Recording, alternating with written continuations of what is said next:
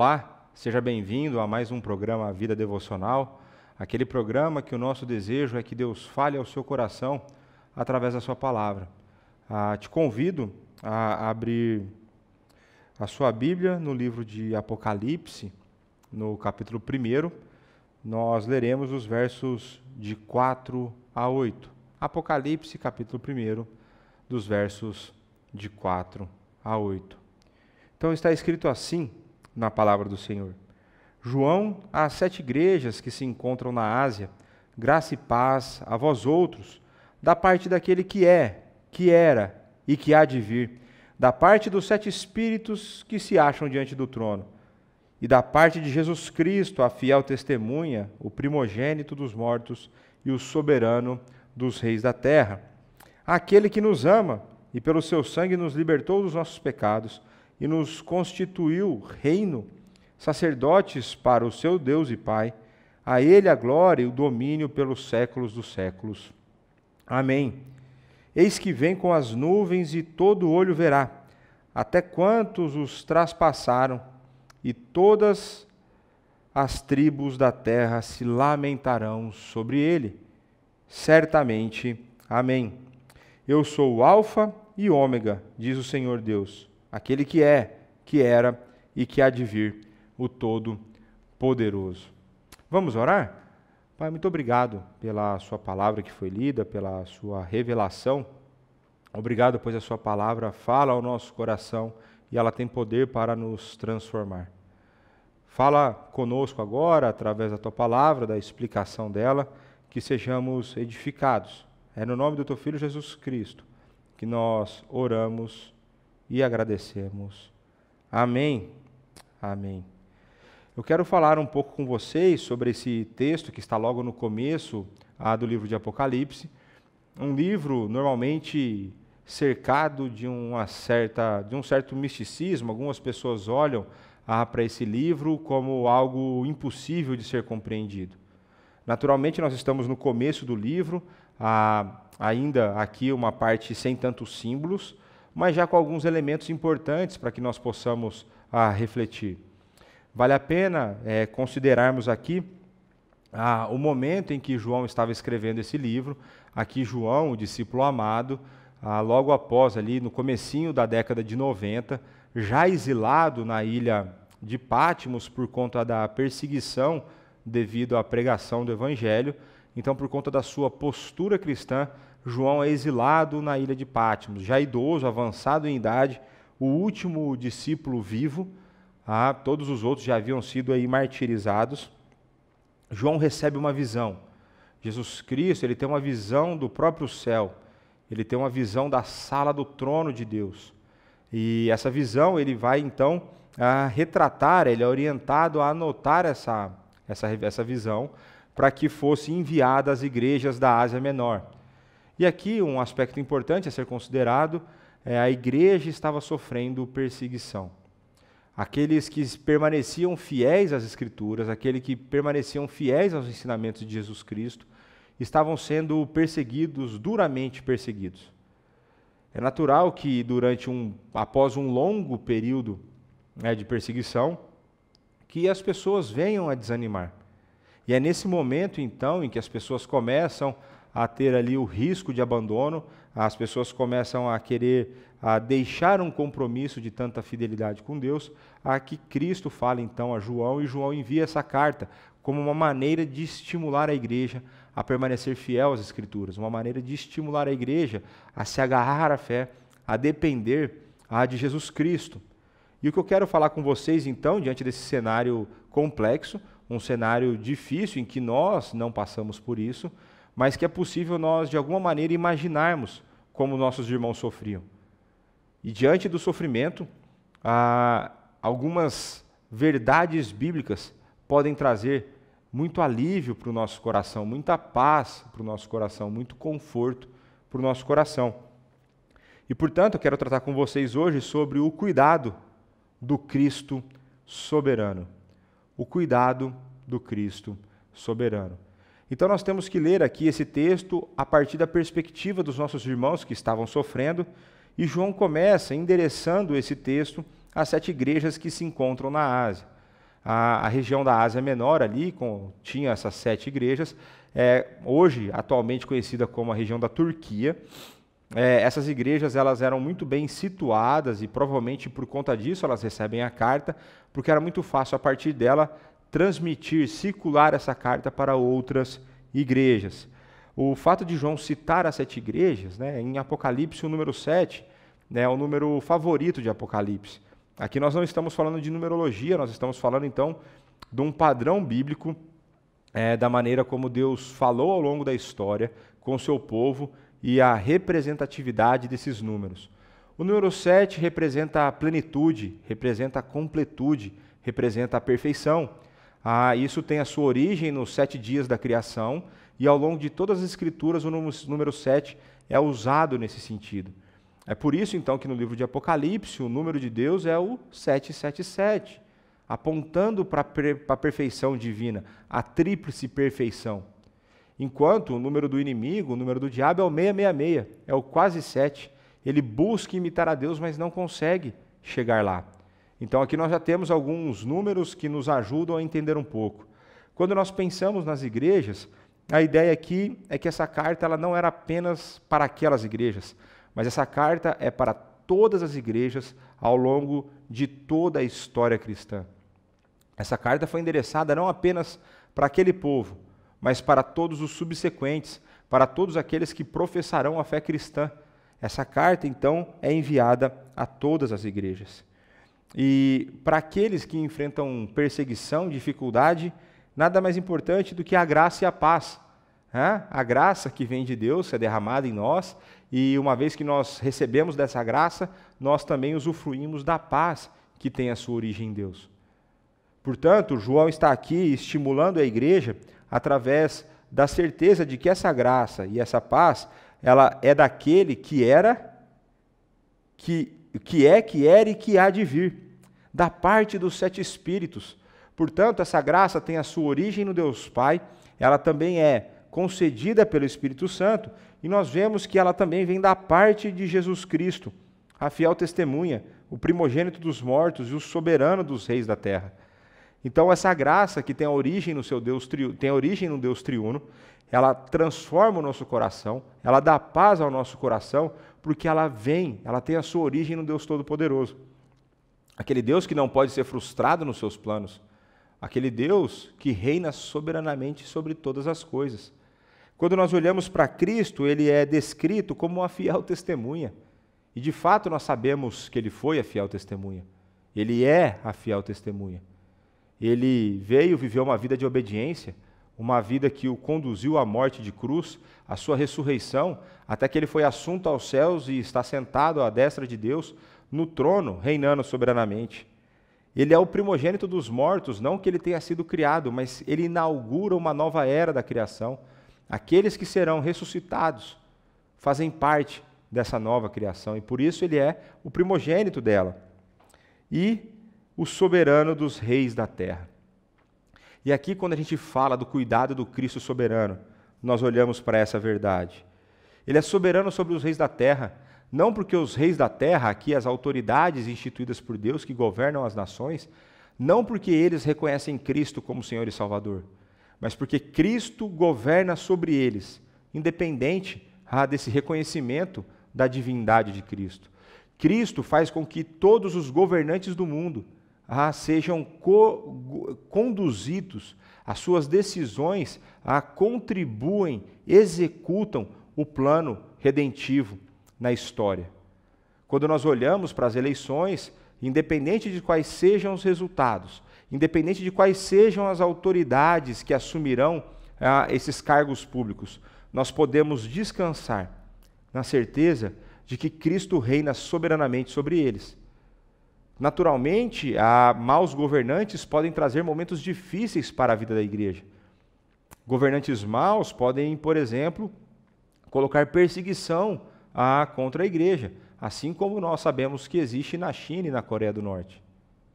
Contudo, independente disso, nós podemos descansar, pois aquele que comprou a igreja, Cristo é o dono da igreja, ele comprou a igreja com a sua morte. Ninguém mais do que ele quer o bem da igreja. Ele sabe o que Ele está fazendo com a sua igreja. Ele está conduzindo a sua igreja rumo à perfeição. Ele está conduzindo a sua igreja numa vida de aprimoramento. Ele está conduzindo a sua igreja a uma vida de santificação. É por isso que o soberano sobre os reis da terra, ele é soberano sobre a sua igreja. Ele é soberano sobre toda a história. Nada foge ao seu controle. E é por isso que nós temos que descansar no cuidado que vem dele. Essa graça e essa paz também vêm da parte dele. É por isso que nós podemos descansar diante de circunstâncias complexas, difíceis, às vezes atemorizantes. Mas o nosso Senhor e Salvador, o nosso dono, Ele reina sobre tudo e sobre todos. Nada foge ao seu controle. Por isso, nós somos alvo do seu cuidado, alvo do cuidado do Cristo soberano. E o texto continua que, se não bastasse ele ser a fiel testemunha, o primogênito dos mortos e o soberano dos reis da terra, ele é aquele que nos ama. Nós agora somos alvo do amor de Cristo. Nós não somos mais alvos da ira de Deus. Nós recebemos agora o seu amor, aquele que nos ama e pelo seu sangue nos libertou dos nossos pecados. Cristo não apenas nos dá a graça, mas Ele realizou a obra redentora. E apenas aqui, entre aspas, a graça é algo maravilhoso, é por conta dela que nós estamos salvos. Mas Cristo, então, Ele fez a obra redentora. Pelo seu sangue, Ele nos libertou dos nossos pecados. Nós somos libertos da escravidão do pecado por conta do sangue de Cristo. Aqui nós vemos dois aspectos importantes do pecado. O pecado ele possui um aspecto legal e um aspecto penal. Deus não poderia permanecer justo se Ele perdoasse os nossos pecados sem puni-los. Deus, sendo justo, Ele precisa punir o pecado, pois o pecado possui um salário. E o salário do pecado é a morte. Então, Deus, na sua justiça, executa a sua justiça, derramando a salvação pela sua graça e, ao mesmo tempo, punindo Cristo com morte por conta dos nossos pecados. Deus permanece justo porque os nossos pecados foram punidos na vida de Cristo, na sua vida e na sua morte. Então, quando nós olhamos para isso aqui, a obra redentora de Cristo, o nosso coração deve se encher de alegria ao mesmo tempo de temor. A nossa salvação, ela é de graça, ela é gratuita para nós. Para Deus custou o seu único Filho. E aqueles que estão, então, sob o cuidado do Cristo soberano, eles foram salvos por um alto preço. E isso deve nos levar a uma vida de santidade, uma vida que quer abandonar o pecado.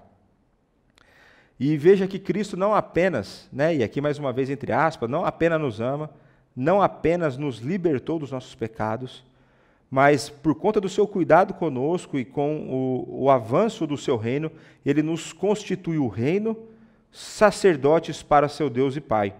A Ele a glória e o domínio pelos séculos dos séculos. Amém. Veja que Cristo, Ele exerceu 3 ofícios, e Ele continua exercendo, Ele é sacerdote, profeta e rei. E nós, uma vez que comprados por Ele, uma vez regenerados pelo Espírito, tendo a sua obra aplicada em nossa vida, nós nos tornamos também sacerdotes e reis em Cristo Jesus. Nós agora também exercemos esses ofícios.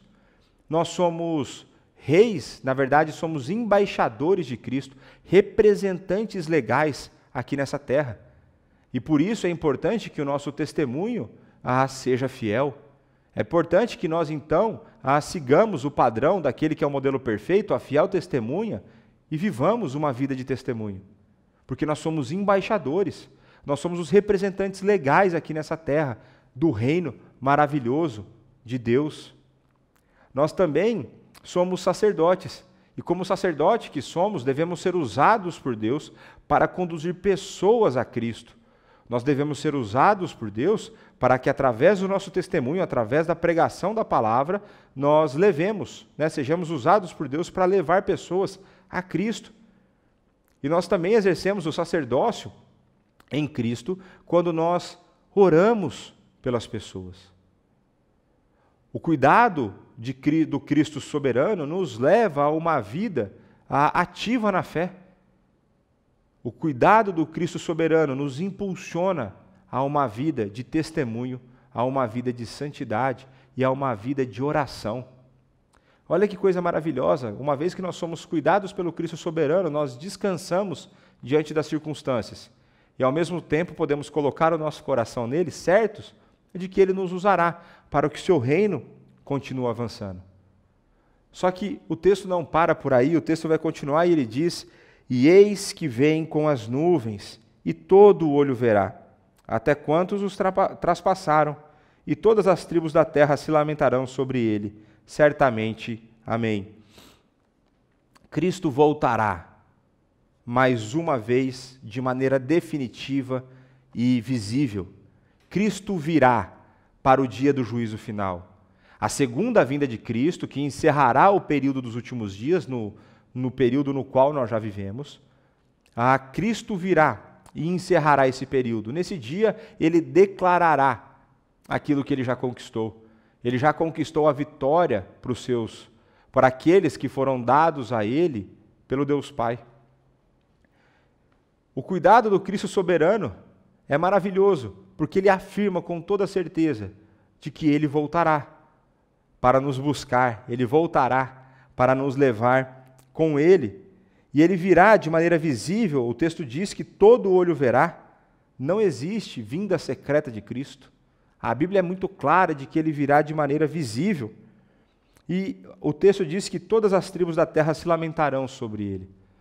A ideia aqui, isso é uma profecia de Zacarias, né? Se não me engano, Zacarias 12 foi cumprida, será cumprida definitivamente na segunda vinda de Cristo, é de que os crentes, aqueles que creem em Cristo, se lamentarão por haverem traspassado Jesus Cristo. Aí você pode estar se perguntando, mas Léo, não fui eu que traspassei Cristo? Não fui eu quem matei Cristo. Quem matou Cristo foi o Império Romano através de um processo ilegítimo, fraudulento, conduzido pelos judeus. Eu entendo o que você está falando. Humanamente, eu entendo o que você está falando. Quando nós olhamos para as circunstâncias, foram os judeus perseguindo Cristo, foram ao Império Romano, acionaram os meios, forjaram um processo para que Cristo fosse penalizado. Concordo com você. Humanamente, isso é bastante claro. Contudo, a Escritura deixa mais claro ainda que a morte de Cristo, ela só aconteceu por conta dos meus pecados e dos seus pecados. Em última instância, fomos nós quem matamos Cristo. Por isso nós lamentaremos quando nós o virmos, quando ele vier pela segunda vez de maneira definitiva. Nós lamentaremos por aquilo que nós infligimos na vida dele. Nós lamentaremos, pois por conta dos nossos pecados ele precisou ser traspassado. Lembre-se que Deus é soberano sobre todas as coisas e ele conduziu todo esse processo dos judeus e do Império Romano para que Cristo fosse morto, trazendo, possibilitando, comprando a salvação para mim e para você. Mas é motivo de muita tristeza que tenha sido o meu pecado e o seu pecado. É importante que nós lembremos que Cristo morreu pelos eleitos, por aqueles que seriam salvos.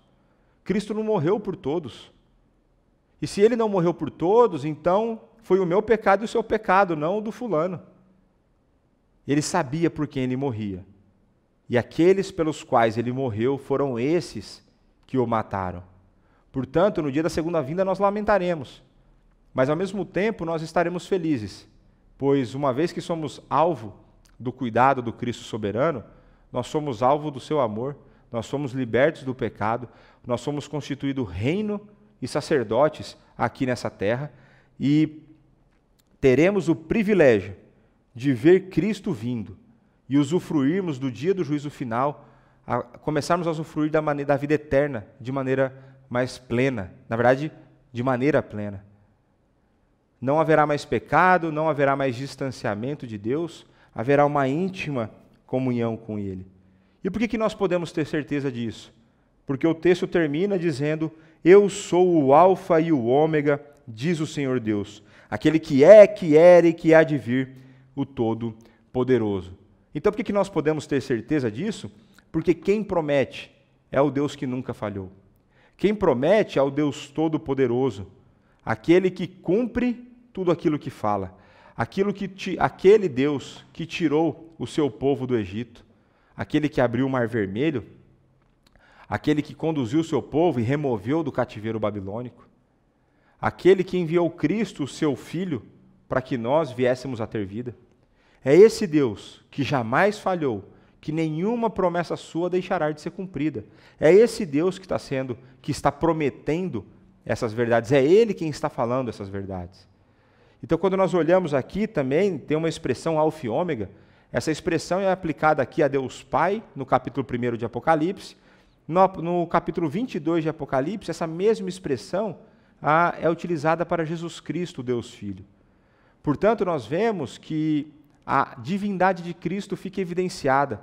As mesmas terminologias usadas para o Pai são usadas para o Filho. Eles que formam, junto com o Espírito, o Deus triuno. A divindade de Cristo fica evidente, pois somente Deus poderia fazer isso que foi descrito aqui no texto por nós. Esse Deus é o alfa e ômega porque Ele é o começo e o fim. Ele é o começo, o meio e o fim. É com Ele que as coisas são criadas, é nele que todas as coisas tiveram início. E Ele é o fim porque é Ele quem conduz toda a história, é Ele quem conduz a história da humanidade e é Ele quem conduz a história da redenção. Por isso Ele é o alfa e ômega, o primeiro e o último. É Ele, o Deus Todo-Poderoso. Então, quando nós estamos olhando para esse texto, quando nós estamos pensando no cuidado do Cristo soberano, nós podemos ter certeza desse cuidado, pois é o Deus Todo-Poderoso quem está prometendo. É o Deus Todo-Poderoso quem está falando. Então, por isso, nós recebemos graça e paz vindas da Trindade. Nós somos, então, comprados, alvo do amor daquele que é fiel testemunho, o primogênito dos mortos e o soberano dos reis da terra. É esse que comanda e ordena todas as coisas, é Ele quem cuida de mim e de você. É Ele quem faz com que as coisas caminhem, cooperam para o nosso bem. É Ele quem faz com que nós mesmos sejamos conformados à imagem dEle. E uma vez que nós somos alvo do cuidado do Cristo soberano, nós podemos descansar, nós podemos ter paz no nosso coração e ter o nosso coração cheio de alegria. Certos de que Ele virá mais uma vez para resolver todas as coisas, para redimir de maneira completa, para que novos céus e nova terra sejam criados e para que nós possamos passar o resto da eternidade diante dEle, em intensa comunhão, sem mais sofrer com o pecado, sem mais sofrer com a morte, sem mais sofrer com os efeitos da queda. Que coisa maravilhosa! Eu não sei como está a sua vida, eu não sei se você tem se sentido alvo desse cuidado, mas é fato que ele está disponível, é fato que ele é verdadeiro. É esse cuidado que Deus quer lembrar, quer trazer ao seu coração nesse dia. Portanto, eu peço que você coloque os seus pedidos de oração no bate-papo, que você escreva para que nós estejamos orando junto com você, para que outros irmãos possam também orar por você. E nesse momento nós faremos uma última oração, encerrando essa devocional, clamando a Deus para que Ele continue a trabalhar na minha vida e na sua vida, e que nós possamos usufruir desse cuidado do Cristo soberano. Oremos. Pai, muito obrigado mais uma vez pelo seu cuidado, obrigado pela vida e a obra redentora de Jesus Cristo, obrigado pelo teu Santo Espírito que age em nosso coração, obrigado pela graça e pela paz que está disponível no Senhor. Nos ajuda, Pai, a usufruir dessa graça e dessa paz, que possamos descansar os nossos corações no Senhor, independente das circunstâncias, independente dos sofrimentos que tenhamos que passar, certos de que Cristo é aquele quem cuida de nós, é aquele que sabe exatamente do que nós precisamos, é Ele quem reina soberanamente sobre todos os reis da terra. Nos ajuda, Pai, aumenta a nossa fé, para que possamos viver isso de maneira cada vez mais intensa. Perdoa-nos, pois temos falhado nisso. Clamo a Ti, Pai, pelos nossos irmãos, por aqueles que têm sofrido. Nos ajuda a superar essas nossas fraquezas. E que possamos, apegados a Cristo, certos de que Ele virá, termos uma vida de descanso no Senhor, de convicção no Senhor, de passos firmes na nossa fé, independente das circunstâncias. É no nome do Teu Filho Jesus Cristo que nós oramos e agradecemos. Amém. Meus irmãos, foi mais uma vez um privilégio estar com vocês aqui. Que Deus os abençoe, que você tenha um dia produtivo, um dia abençoado, assim como também a sua semana.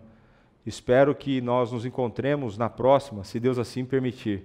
Aquele abraço e fica com Deus.